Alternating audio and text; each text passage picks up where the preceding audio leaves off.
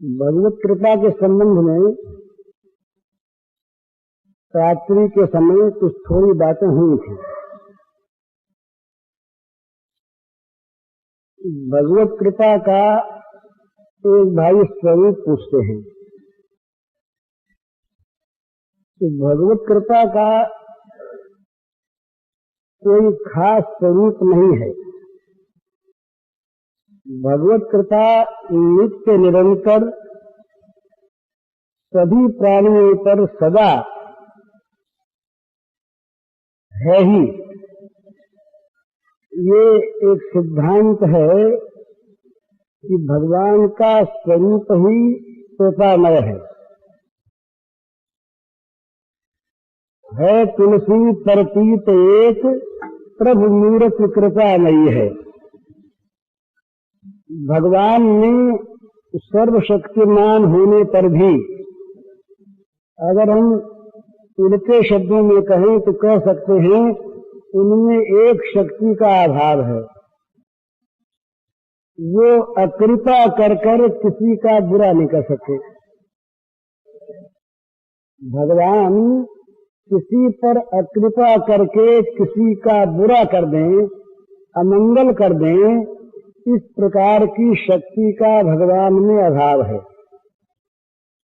मंगलमय भगवान कभी भी किसी प्रकार भी अमंगल कर नहीं सकते।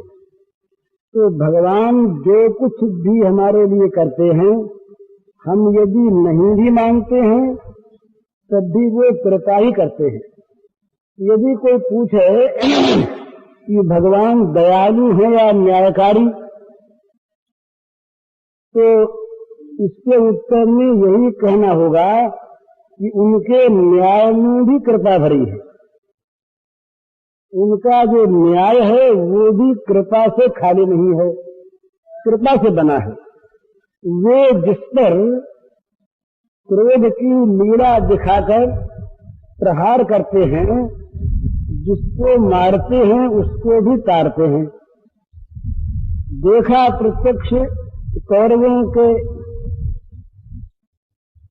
पांडवों के राजसूय यज्ञ में शिशुपाल ने जब भगवान को गालियों पर गालियां दी और जब भगवान ने उसके अपराधों का बहुत अधिक हो जाने पर और जब चक्र से उसके सिर को अलग कर दिया, उस समय विचित्र बात सारी सभा ने देखी, सबने आंखों देखी।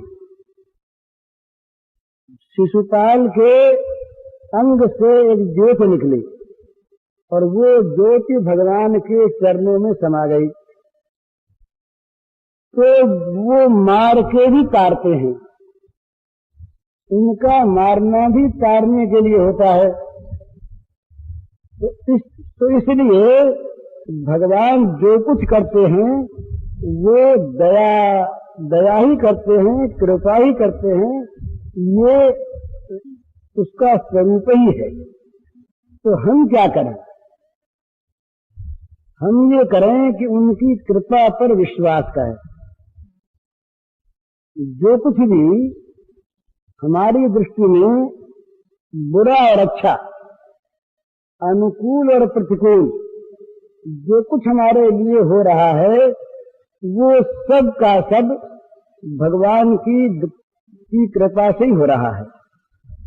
जिसको हम प्रतिकूल मानते हैं उसमें भी भगवान की कृपा भरी है। भगवान के समान कोई सर्वज्ञ नहीं है। हम देखते हैं बहुत थोड़ी दूर की चीज। हमारी जो दृष्टि है वो दूरदर्शी नहीं है। मानव जीवन के अंत तक हम कल्पना करके देख लेते, इससे आगे नहीं बढ़ते। लेकिन भगवान तो देखते हैं अनंत काल के बाद। इस काल में किसका कैसे भला होगा। एक जगह इस प्रकार की एक कथा आती है, बड़ी रोचक है। भगवान ने एक दिन नारद जी को साथ लिया और घूमने निकले। तो एक गांव में गए, उस गांव में एक बुढ़िया माई थी। बुढ़िया माई के एक परपोता था, पौत्र का लड़का, और सब मर गए थे। अब उस लड़के में बुढ़िया का बड़ा मोह, वो उसे बड़े स्नेह से पालती थी, बड़ी अच्छी भगवत भक्त, भजन करती, पर उस बच्चे में बड़ा स्नेह था, बड़ी ममता थी। तो बच्चे को लेकर ही रात दिन उसमें तल्लीन रहती। तो भगवान गए नारद जी के साथ, दो साधु गए, साधु के वेश में गए, तो बड़ा अच्छा उसने स्वागत सत्कार किया, महात्माओं का खिलाया पिलाया। जब महाराज वहां से चलने को निकले तो उसके उस बच्चे को मार डाला। नारद जी ने कहा, महाराज, नारद जी ने चुपके से कान में कहा, ये क्या किया हाथ में? इतना स्वागत सत्कार किया और इसका फल आपने ये दिया कि तुम चलो आगे बताएं। आगे बढ़े साहब, तो गए एक जगह, तो एक सज्जन का मकान था, वहां बड़ा स्वागत सत्कार उनका हुआ। और स्वागत सत्कार होने के बाद खा पी कर जब वहां से चलने लगे तो वहां का एक हार उठा कर ले चले। महाराज ने कहा, महाराज ये क्या किया आपने? फिर क्या? चलो सुनिए, ये जितने दृष्टांत होते हैं ना, ये एक देशी हुआ करते हैं, इनसे सब अर्थ नहीं होने चाहिए। फिर साहब आगे बढ़े तो एक बड़ी सुंदर अच्छी बिल्डिंग थी, पहरा लग रहा था। वहां जाने लगे तो पहरेदार ने रोका, कहाँ जा रहे हो? तो कहा, बाबू से मिलना है। तो कहा, बाबू अभी आराम कर रहे हैं, नहीं मिल सकते। मिलना है जरा, जोर से कहा तो दरबान ने धक्का दिया जरा पकड़ के, तो महाराज जी गिर पड़े। वहां से जब चलने लगे तो हार वहां डाल दिया। महाराज जी ने कहा, महाराज ये क्या किया? यहाँ जहाँ धक्के लगे मार पड़ी, वहां तो हाथ में हार डाल दिया।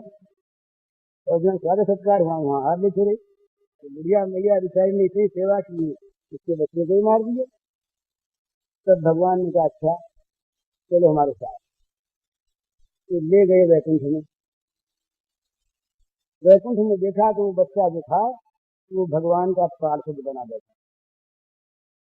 और 2 घंटे 3 घंटे बाद ही ये देखो, बुढ़िया माई, इस बच्चे का तो वहां का आयु काल समाप्त हो गया था, ये तो मरता ही। और वो बुढ़िया अगर ये न मरता तो इसके मोह में मुझको भूलने लगी थी। तो ये जब मर गया तो बुढ़िया ने तमाम मन की वृत्तियों को मुझ में एकदम लगा दिया। अंत काल में उसकी वृत्ति मेरे में लगकर तल्लीन हो गई, तो वो तो मेरे यहाँ ऐसे आ गई। और इसकी मृत्यु में मैं निमित्त बना, ये भी यहाँ आ गया। तो बताओ, मैंने दोनों का भला किया या किसी का बुरा किया? अब बोले, उन दोनों का हाल देखो।